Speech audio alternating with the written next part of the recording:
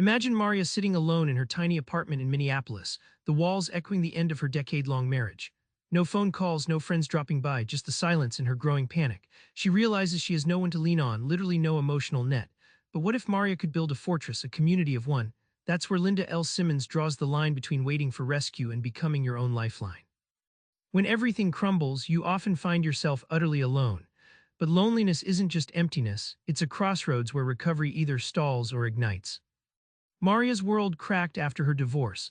Gone were the shared plans and familiar faces. She couldn't call her ex or rely on family, they drifted away. Instead, Maria started journaling, learning to talk to herself with kindness. This shift was the beginning of her reclaiming control, turning isolation into a space for self-discovery. Think of emotional support like learning to ride a bike. It feels shaky at first, but each wobble teaches balance. Simmons argues that calming your inner storm isn't a talent you're born with, it's a muscle to flex. You don't wait for others to remind you you're okay, you become the steady voice, the protector of your own mind. The payoff: Maria didn't just survive her divorce, she redefined herself beyond victimhood. As she nurtured her emotional resources, she found clarity and strength. This transformation surprises us. Beauty isn't in rescue, it's in becoming your own rescue crew.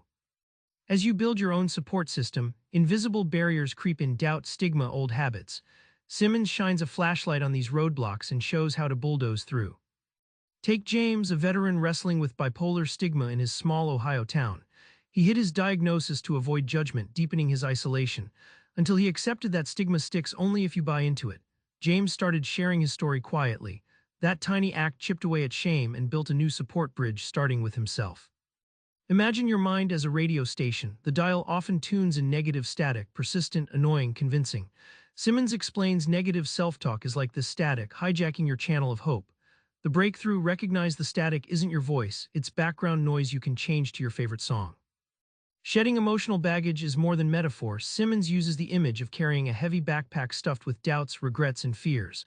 When you deliberately unpack these feelings, deciding which to keep and which to drop, you move lighter. This lightness translates into emotional freedom, a surprising leap toward healing. Recovery looks different when you have no one to lean on, but that doesn't mean you're alone. Simmons offers a radical but practical way to become your own support network. Simmons lays out a practical roadmap for building your inner community. For example, she suggests simple daily check-ins, affirmations, and self-compassion exercises. Like Sarah, who started greeting herself with kindness each morning, turning a silent solo routine into a powerful ritual of self-connection. Rituals act like emotional anchors. Picture a sailor dropping an anchor in stormy seas to avoid drifting. These self-made rituals, breathing exercises, simple mindfulness, or small celebrations, create moments of calm you can return to when the emotional waves rise. They're your lighthouse in confusion and despair. The profound surprise: when you embed these steps into daily life, your emotional support system grows stronger and more reliable. Over time, you don't just cope, you thrive as your own best ally.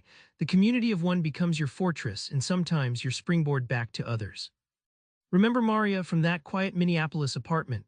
She went from silent panic to writing her way back to herself. Becoming your own emotional support system isn't some abstract dream, it's step one when no one else is around. Try this today. Set a 5-minute ritual to check in with yourself. Speak kindly, breathe deeply, anchor your day. You're already your greatest resource. Subscribe for more book summaries like this one.